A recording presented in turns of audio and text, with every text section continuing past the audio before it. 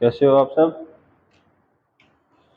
आज अपन स्टार्ट करने वाले हैं डी ब्लॉक। डी ब्लॉक में टॉपिक कौन सा अपन ने बीच में स्टार्ट किया था।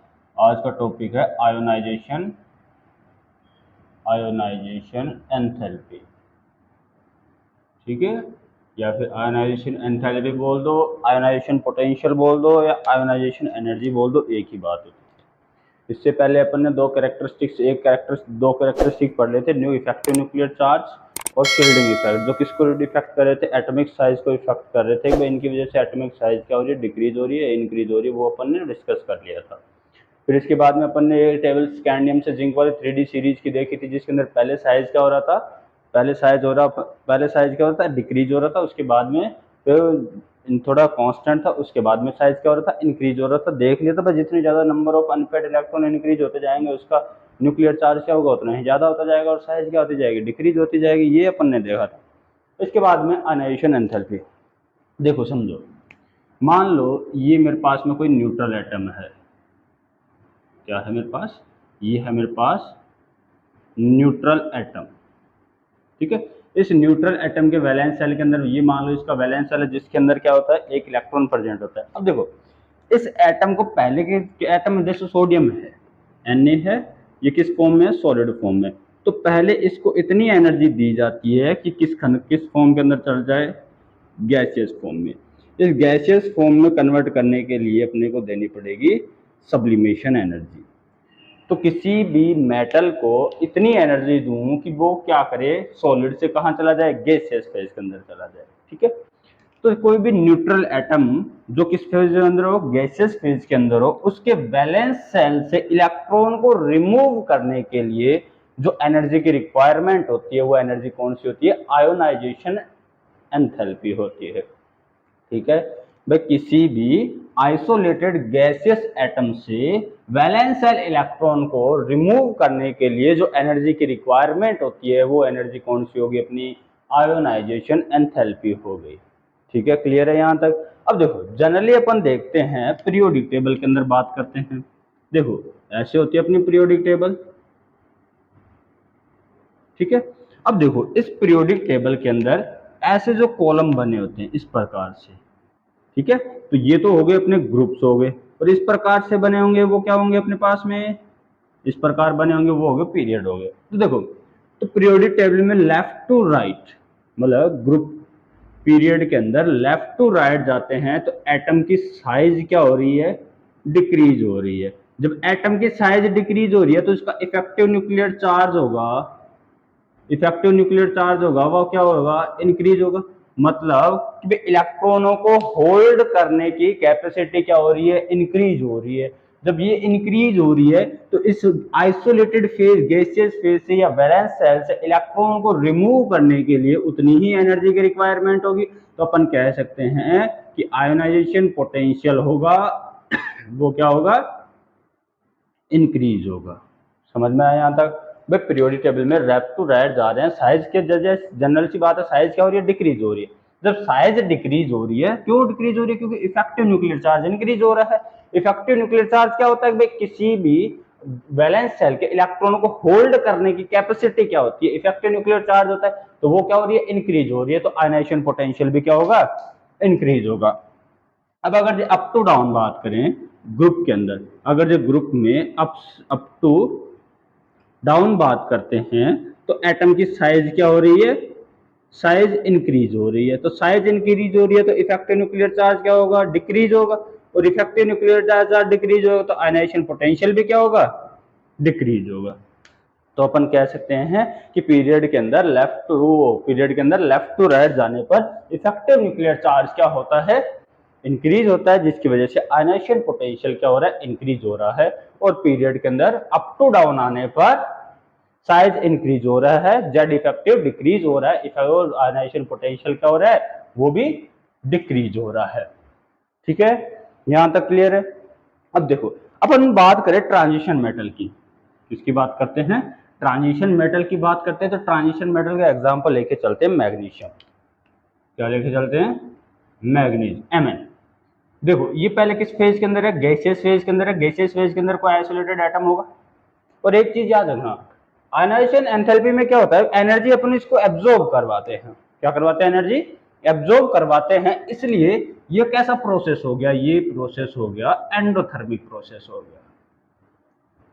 कैसा हो गया, endothermic process. Always ionization enthalpy always कैसी होती है, एंडोथर्मिक होती है। ध्यान, स्टेटमेंट ध्यान रखना, एंडोथर्मिक क्यों होती है, क्योंकि इलेक्ट्रॉन को रिमूव करने के लिए इसको एनर्जी क्या करवाई जाती है, एब्जॉर्ब करवाई जाती है। यहां तक क्लियर है। अब देखो Mn मैग्नीज है। अब इसके वैलेंस शेल से मान लो इसका इलेक्ट्रॉनिक कॉन्फ़िगरेशन क्या होता है Mn का, 3d5 4s2 organ 3d5 4s2 इसका इलेक्ट्रॉनिक कॉन्फ़िगरेशन होता है। अब इसके वैलेंस शेल से इलेक्ट्रॉन रिमूव करवा दिया तो ये किस में कन्वर्ट हो गया, Mn प्लस इलेक्ट्रॉन क्या कर दिया, लूज कर दिया। एक देखो एक आयनाइजेशन एंथैल्पी देंगे तो उसका एक ही इलेक्ट्रॉन क्या होगा, रिमूव होगा। ठीक है, एक टाइम में सिर्फ एक ही इलेक्ट्रॉन रिमूव कर सकते हैं। ऐसे नहीं भाई Mn के वैलेंस शेल में 7 इलेक्ट्रॉन है तो एक बार में ही 7 इलेक्ट्रॉन रिमूव कर दिए, नहीं वो चीज गलत हो जाती है। ठीक है, तो एक बार में सिर्फ क्या करेगा, एक ही इलेक्ट्रॉन लूज करेगा। अब यहाँ पर इसका इलेक्ट्रॉनिक कॉन्फ़िगरेशन क्या हो गया, ऑर्गन 3d5 4s1। अब देखो, अब इस Mn को अगर और आयनाइजेशन एंथैल्पी दूं जिसको अपन बोल दिया सेकंड आयनाइजेशन एंथैल्पी, तब ये किस में कन्वर्ट हो गया, Mn +2 में कन्वर्ट हो गया और एक और इलेक्ट्रॉन इसने लूज कर दिया। अब इसका इलेक्ट्रॉनिक कॉन्फ़िगरेशन क्या हो गया, ऑर्गन 3d5 4s0। ठीक है, अब अगर मान लो इसको थर्ड आयनाइजेशन एंथैल्पी देता हूं, कौन सी, थर्ड आयोनाइजेशन पोटेंशियल या एंथैल्पी। ठीक है, तो ये किस में कन्वर्ट हो गया, ये Mn+3 के अंदर, और इलेक्ट्रॉन क्या किया इसने, एक और लूज कर दिया। अब इसका इलेक्ट्रॉनिक कॉन्फ़िगरेशन क्या हो गया, ऑर्गन 3d4 4s0। अब ध्यान रखना, जैसे जैसे आयोनाइजेशन पोटेंशियल किसी एक एलिमेंट का क्या होगा, इंक्रीज होता जाएगा, वैसे वैसे आयोनाइजेशन पोटेंशियल भी क्या होगा, इंक्रीज होगा। देखो कि भाई जो 3D थर्ड आयोनाइजेशन पोटेंशियल है वो ग्रेटर होगा, उससे कम कौन सा होगी, सेकेंड आयोनाइजेशन पोटेंशियल होगी, और उससे कम कौन सी होगी, फर्स्ट आयोनाइजेशन पोटेंशियल। कौन सी होगी, फर्स्ट आयोनाइजेशन पोटेंशियल होगी।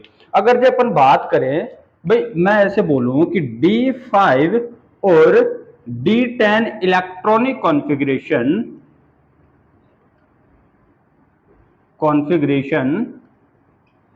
Element are more stable. क्यों, क्योंकि ये कैसा हो गया, ये हो गया हाफ फील्ड और ये कैसा हो गया, फुली फील्ड हो गया। तो हाफ फील्ड और फुली फील्ड से इलेक्ट्रॉन को रिमूव करने के लिए एक्स्ट्रा अमाउंट ऑफ एनर्जी चाहिए। ठीक है, तो यहां पर जब D5 में से इलेक्ट्रॉन निकालेंगे तो बाकी और अदर एलिमेंट D6 का कंपैरिजन करें या D4 का कंपैरिजन करें तो उससे ज्यादा एनर्जी की रिक्वायरमेंट कहां होगी, D5 और D10 के अंदर आती है। क्योंकि ये पहले से क्या स्टेबल है, और स्टेबल को क्या करना होता है, अनस्टेबल करना होता है। इस वजह से यहां पर एनर्जी की रिक्वायरमेंट क्या होती है, ज्यादा होती है। ठीक है, यहां तक समझ में आया आपको, चलो ठीक है। तो अब इसके बाद में अपन बात करते हैं ऑक्सीडेशन नंबर की। ठीक है, देखो ऑक्सीडेशन नंबर पीरियोडिक टेबल में अपने को पता है भाई ऑक्सीडेशन नंबर के उसके वैलेंस शेल में कितने इलेक्ट्रॉन है और कितने इलेक्ट्रॉन वो लूज कर सकता है, वो उसका क्या हो गया, ऑक्सीडेशन नंबर हो गया। ठीक है, अब अगर जो मान लो अपन इन किसी पीरियोडिक टेबल के अंदर बात करते हैं डी ब्लॉक एलिमेंट, तो डी ब्लॉक एलिमेंट होते हैं वो हमेशा हाई ऑक्सीडेशन स्टेट शो करते हैं। क्यों करते हैं, क्योंकि इनके जो एस और डी ऑर्बिटल की जो एनर्जी होती है वो ऑलमोस्ट क्या होती है, सेम होती है। क्यों, अब देखो अपन जैसे मैग्नीज का लेके चल रहे थे, मैग्नीज का इलेक्ट्रॉनिक कॉन्फ़िगरेशन क्या आ रहा था, 3d5 4s2, यही तो आ रहा था। अब यहाँ पर ये जो डी सबसेल है और यहाँ पर एस सबसेल है, इन डी सबसेल और एस सबसेल की जो एनर्जी होती है वो ऑलमोस्ट सेम होती है, ऑलमोस्ट सेम होती है।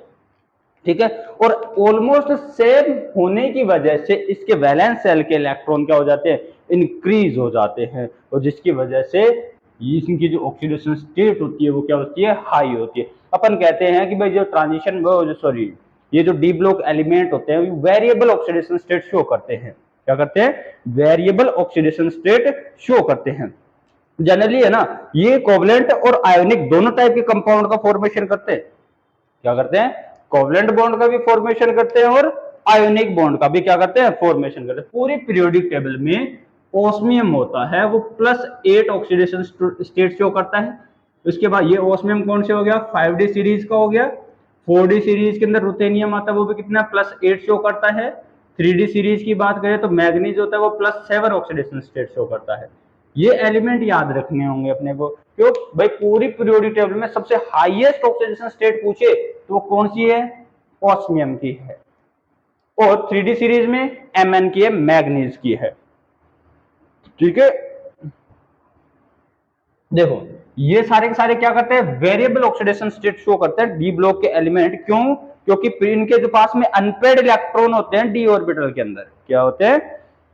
इनके पास में अनपेयर्ड इलेक्ट्रॉन होते हैं डी ऑर्बिटल के अंदर। देखो ये जो ये होता है ना मैग्नीज और ये 3D सीरीज, ये ऑक्साइड और फ्लोराइड के साथ में हायर ऑक्सीडेशन स्टेट शो करता है। जैसे MnO2 हो गया, ठीक है, MnO4 हो गया, ठीक है, और एक हो गया Mn2O7। ये सारे आ गए। अब अपने को इसमें ऑक्सीडेशन स्टेट कैलकुलेट करनी है।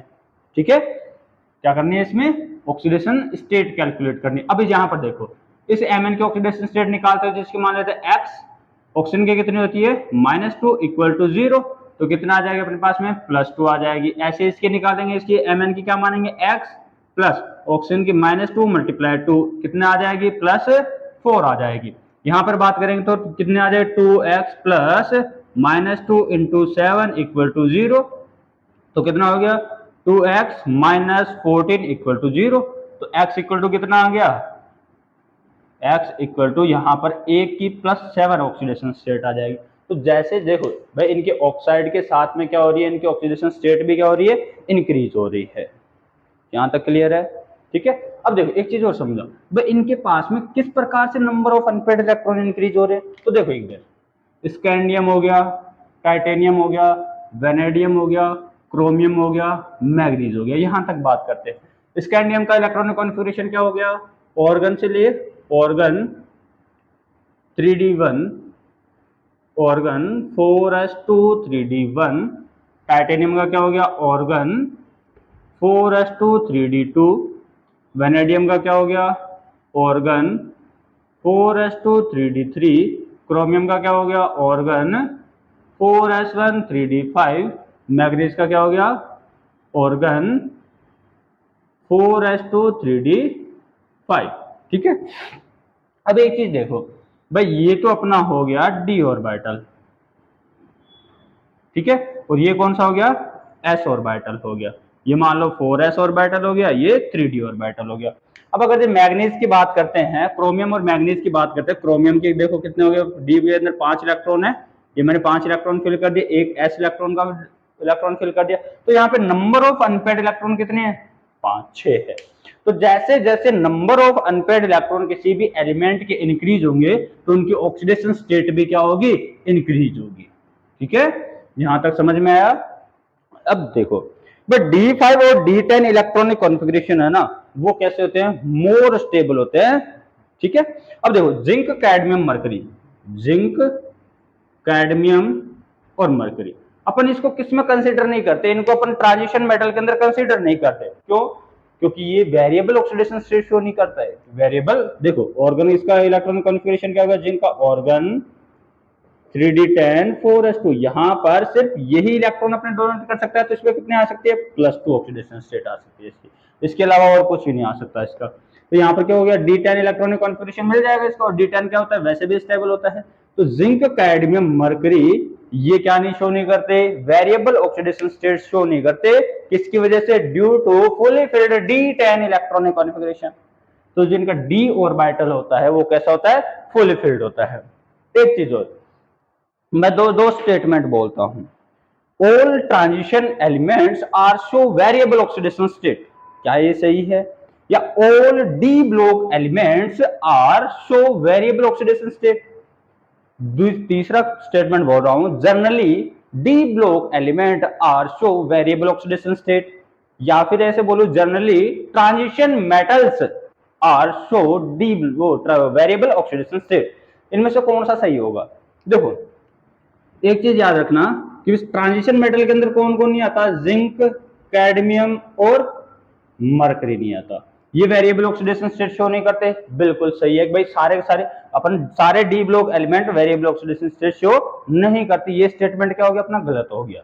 ठीक है, अब देखो इसके बाद में सबसे एक आता है स्कैंडियम आता है। तो स्कैंडियम है ना, ये भी वेरिएबल ऑक्सीडेशन स्टेट शो नहीं करता। क्या नहीं करता? क्यों? क्योंकि इसका इलेक्ट्रॉनिक कॉन्फ़िगरेशन लिखेंगे तो क्या आएगा, ऑर्गन 3d1 4s2। ये मैक्सिमम +3 ही ऑक्सीडेशन स्टेट शो करता है, ये वेरिएबल ऑक्सीडेशन स्टेट शो नहीं करता। ठीक है यहां तक। अब देखो इसके बाद में अपन जब इनकी बात करें भाई ऑक्सीडेशन स्टेट की कौन सी ज्यादा स्टेबल है कौन सी कम स्टेबल है, तो देखो scandium, titanium, vanadium, chromium, manganese, ferrous, cobalt, निकल, कॉपर और जिंक की बात करते हैं। अब यहाँ पर स्कैंडियम का इलेक्ट्रॉनिक कॉन्फ़िगरेशन क्या हो गया, ऑर्गन 3d1 4s2, इसका ऑर्गन 3d2 4s2, इसका ऑर्गन 3d3 4s2, क्रोमियम का ऑर्गन 3d5 4s1, मैग्नीज का ऑर्गन 3d6, आयरन का क्या हो गया ऑर्गन 3d6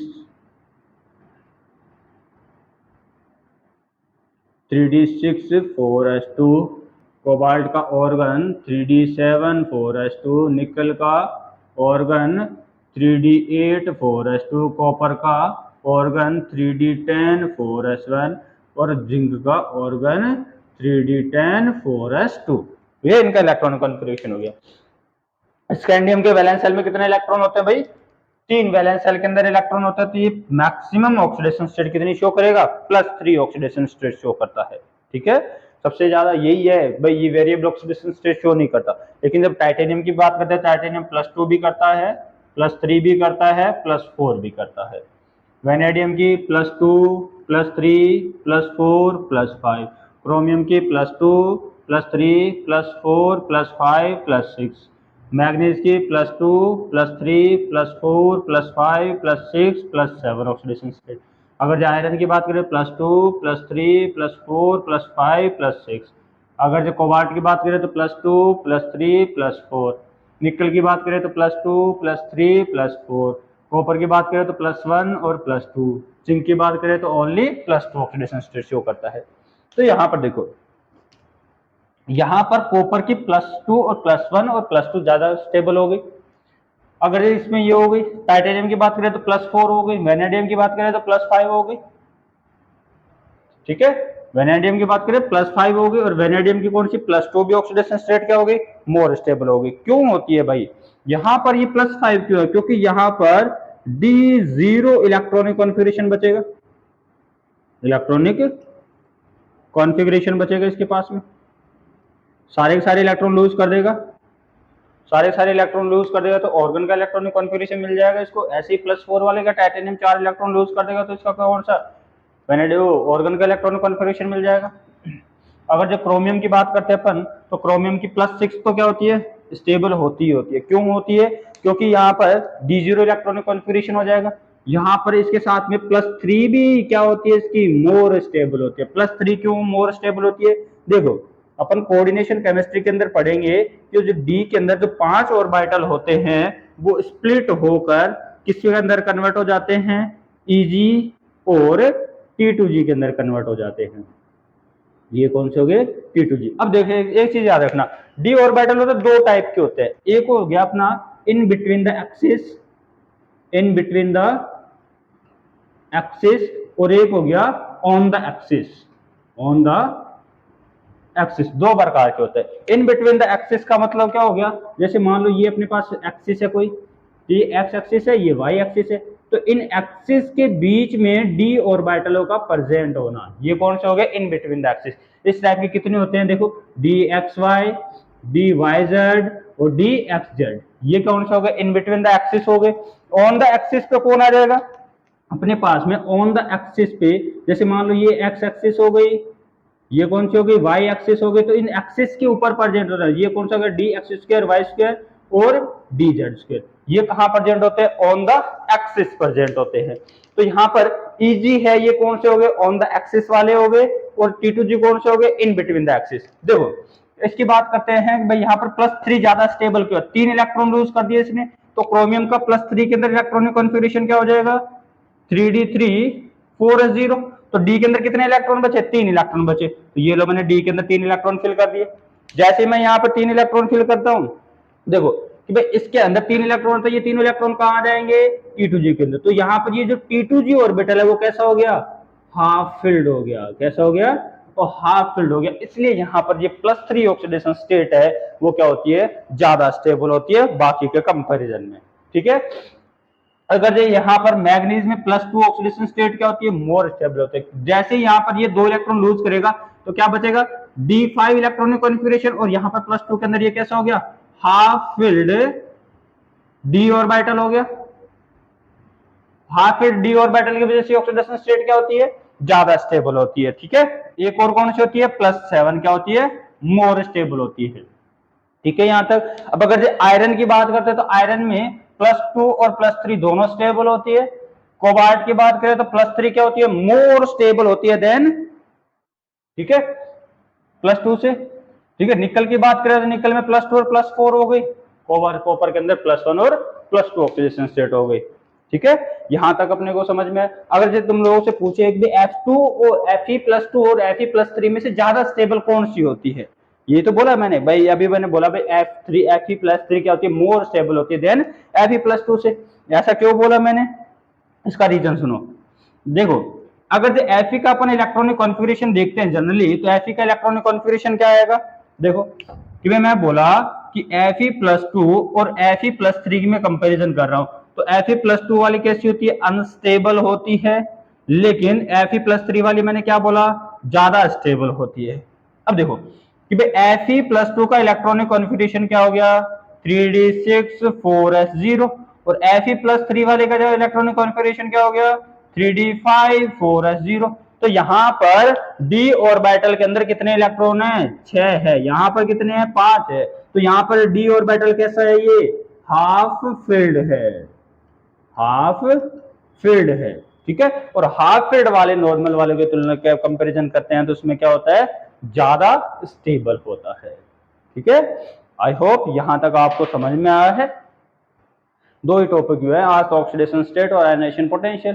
ठीक है, बाकी का अपन करेंगे नेक्स्ट लेक्चर के अंदर। ठीक है, भाई लाइक करना, शेयर करना, सब्सक्राइब करना चैनल को, और वीडियो पे नए हो तो भाई सब्सक्राइब जरूर करना। ठीक है, बाकी का अपन नेक्स्ट लेक्चर के अंदर करते हैं।